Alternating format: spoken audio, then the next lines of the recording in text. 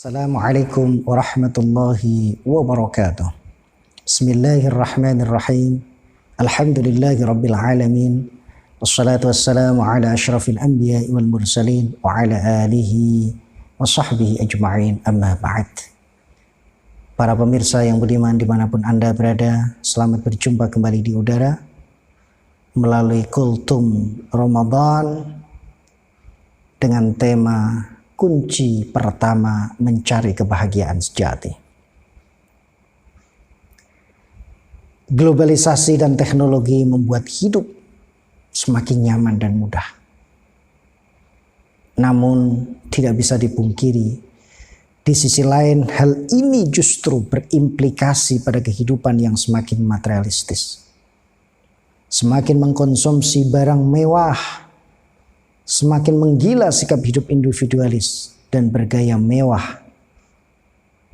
Karena hal ini sering dipamerkan di televisi, maka hal itu menggoda mereka yang tinggal di kota hingga pelosok desa. Benar atau tidak? Insya Allah benar. Coba diamati. Mereka terhanyut dan terlelap dengan manisnya dunia, hijaunya kemewahan. Hal ini yang memotivasi mereka berlomba-lomba mengumpulkan harta, bekerja siang dan malam, mencari uang, bahkan kadang tidak peduli halal maupun haram, serta mengejar karir hingga lupa tugas dan kewajiban. Karena mereka mengikuti faham, aku bekerja maka aku ada. Allah sebenarnya tidak melarang seseorang untuk bekerja. Bahkan Allah senang pada hambanya yang memiliki etos kerja yang tinggi dan disiplin. Namun yang dilarang adalah lupa diri. Rasulullah SAW bersabda, Inna Allah azza wa jalla yuhibbu idha amila ahadukum amalan ayyutqinah. Allah azza wa jalla menyukai jika salah seorang di antara kalian yang mau bekerja dengan etos kerja yang sangat tinggi.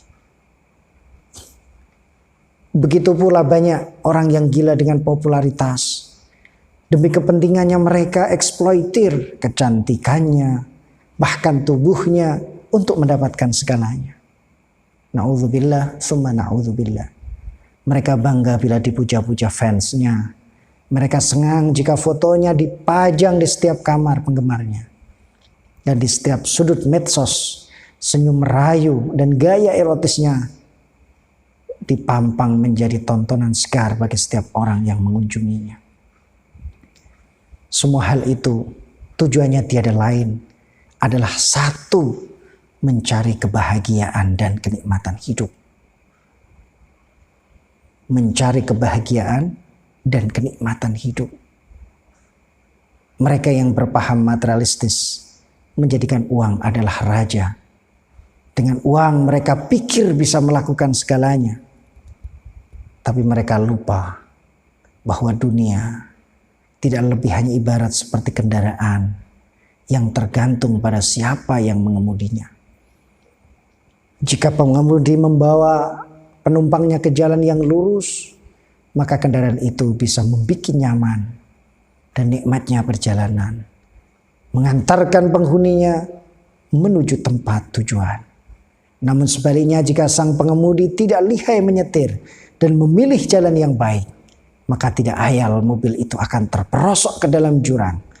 Pengemudi dan seluruh penumpangnya bisa saja menjadi korban kematian yang sangat tragis. Demikianlah gambaran dunia dengan kemewahannya. Para pemirsa yang dimuliakan Allah, dengan kekayaan mereka dapat membangun istana tempat tinggalnya dengan megah dan mewah.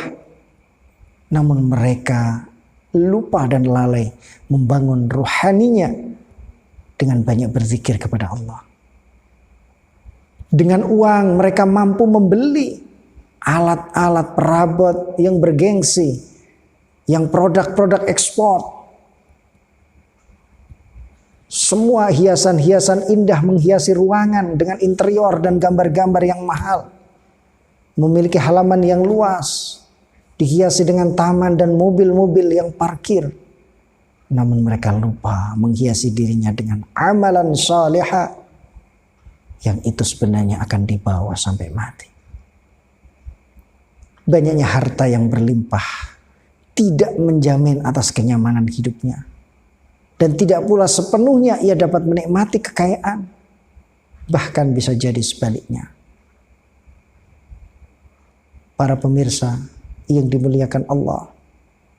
Contoh konkret, orang yang gila kerja. Membuat waktunya banyak tersita untuk pulang ke rumah.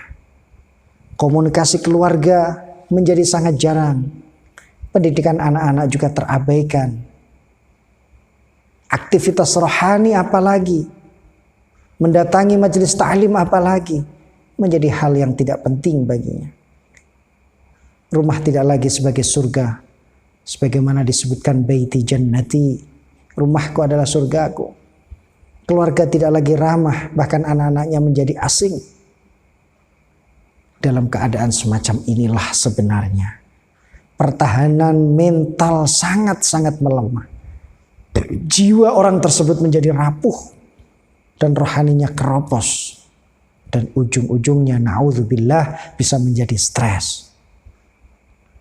Ketika badai masalah menghantam, problematika keluarga melilit, mereka hanya bisa mencari kepuasan-kepuasan yang biasanya bersifat temporer. Kami contohkan kurang bekennya Marilyn Monroe. Setiap pemuda memuji kecantikannya. Miliaran dolar ia dapatkan, ia kantongi setiap harinya. Namun ia mengakhiri hayatnya dengan bunuh diri. Apa alasannya? Karena tidak bahagia dalam hidupnya. Apa sebabnya? Ia salah alamat dalam mencari kebahagiaan hidupnya. Sokrates, peletak dasar ilmu filsafat. Hampir setiap permasalahan mampu ia jawab dengan teori filsafatnya. Karena ia berpendapat, aku berpikir maka aku ada. Demi mempertahankan pendapatnya, ia rela mengakhiri hidupnya dengan meneguk racun di dalam penjara. Dan hanya meninggalkan secari kertas yang bertuliskan, hanya satu yang saya tahu, bahwa aku tidak tahu. Hanya satu yang saya tahu, bahwa aku tidak tahu. Maksudnya, walaupun ia seorang yang jenius dan pandai, namun ia merasa gagal dalam mengarungi hidup. Ia tidak tahu apa tujuan hidup yang sebenarnya. Dan di manakah kebahagiaan hidup itu ada. Orang yang selalu merasa bahagia adalah orang yang telah dekat dengan sang pemilik kebahagiaan. Orang yang bisa merasakan kenikmatan adalah orang yang telah dekat dengan sang sumber kenikmatan. Siapa dia? Allah Azza wa Jalla. Para pemirsa yang budiman yang dirahmati oleh Allah Subhanahu wa Ta'ala. Ingat, orang yang muslim sejati akan memandang kehidupan secara lengkap. Dia tidak ingin terperangkap dalam bentuk kenikmatan sementara atau semu yang bersifat ilusi dan fata morgana. Apalagi kenikmatan yang terlepas dari nilai-nilai ruhaninya. Sebagaimana firman Allah Subhanahu wa Ta'ala dalam surah Yunus. A'udzu billahi minasyaitonir rajim. Innal ladzina la yarjuna liqa'ana waradu bil hayatid dunya watma'annu biha wal ladzina hum an ayatina ghafilun ulaika ma'wahumun naru bima kanu yaksibun.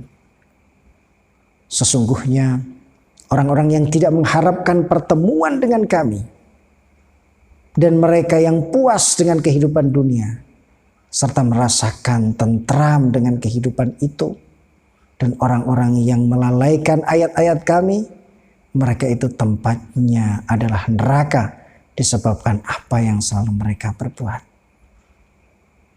Seorang mukmin harus bisa mendayagunakan segala potensi dan fasilitas duniawi sebagai perantara Ingat, sebagai perantara menuju kebahagiaan yang hakiki di hari kemudian. Orang mukmin ibarat nahkoda kapal yang sedang berlayar di lautan lepas. Mana mungkin ia lupa diri dan hanya menghabiskan waktunya hanya untuk menikmati fata morgana. Dikarenakan ia harus sadar untuk mencapai pulau harapan, sang biduk bisa saja menyimpang dari arah yang benar dikarenakan banyaknya badai dan topan. Oleh karena itu, dengan tetap dalam kesadaran yang penuh, ia tetap harus waspada, memandang arah depan dengan seksama, memenuhi target perjalanan yang singkat. Demikian seorang mukmin, jalan kehidupannya begitu panjang di akhirat nanti. Namun waktu untuk mempersiapkannya di dunia ini sangatlah singkat. Sekali lagi kami katakan sangat singkat. Oleh karena itu jangan sampai terlena dan terpesona pada kilauan mutiara. Karena itu hanyalah pantulan cahaya. Tapi carilah mutiara itu sendiri. Karena dalam sebuah hadis juga disebutkan, kun fid dunya ka'annaka gharib aw 'abiru sabil. Jadikan kamu di dunia seakan-akan menjadi orang asing atau yang sedang menyeberang jalan. Jadi tidak lama. Persiapan kita di dunia sangat singkat, sementara kehidupan di akhiratnya amat sangat panjang. Di dalam perjalanan kita boleh menyelam, mengambil harta mutiara di dasar lautan. Tetapi kita diingatkan agar jangan lupa daratan. Karena tujuan kita bukan untuk tenggelam ke dalam lautan, melainkan mencari bekal untuk dibawa ke pantai harapan.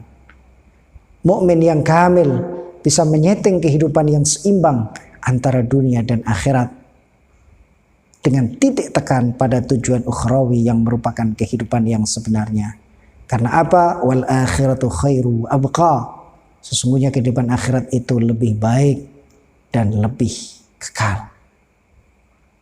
Serta menghindarkan diri dari dua kubu yang ekstrim. Ekstrim kiri yang tenggelam dalam kenikmatan dunia hingga melupakan hari kemudian. Sedang ekstrim kanan tenggelam dalam keasyikan ritualistik hingga melupakan kewajiban untuk menebar rahmat bagi alam sekitarnya. Wabtaghi fima atakallahu daral akhirah wa la tansa nasibaka minad dunya. Demikian kata Allah, dan hendaklah engkau mencari apa yang diberikan oleh Allah dari negeri akhirat, namun jangan melupakan bagianmu dari urusan dunia. Tetapi yang perlu menjadi titik tekan yang paling penting adalah akhirat. Para pemirsa yang budiman, hidup ini cuman sekali. Jangan biarkan kesedihan memenjarakan diri kita dan menyelimuti keceriaan kita. Masuklah gelora dunia fantasi yang mengajakmu dengan gelak dan tawa. Di manakah kebahagiaan itu sebenarnya berada? Ketika pertanyaan itu datang, maka Allah telah menjawab, ala bi dzikrillahi tatmainnul qulub. Sungguh dengan zikir kepada Allah, hati akan menjadi tenang dan bahagia. Kemudian Allah juga berfirman, wa may yuti'illaha wa rasulahu faqad faza fawzan 'azima. Barang siapa yang taat kepada Allah dan Rasulnya, maka sungguh dia akan mendapatkan kebahagiaan yang besar. Allah Subhanahu wa taala juga berfirman, man 'amila salihan min dzakarin aw untha wa huwa mu'minun falanuhyiyannahu hayatan thayyibah. Barang siapa yang beramal saleh, baik laki-laki maupun perempuan, sedang ia beriman kepada Allah, maka akan kami beri kehidupan dengan kehidupan yang nikmat. Ayat-ayat tadi memberikan kesimpulan bahwa kebahagiaan ada ketika kita dekat dengan Allah dengan berzikir kepada Allah, ketika kita beramal yang saleh, dan ketika kita berdoa dan munajat kepada Allah. Sehingga hati kita selalu terisi dengan asma-asma Allah yang menjadi sumber daripada kebahagiaan dan keceriaan.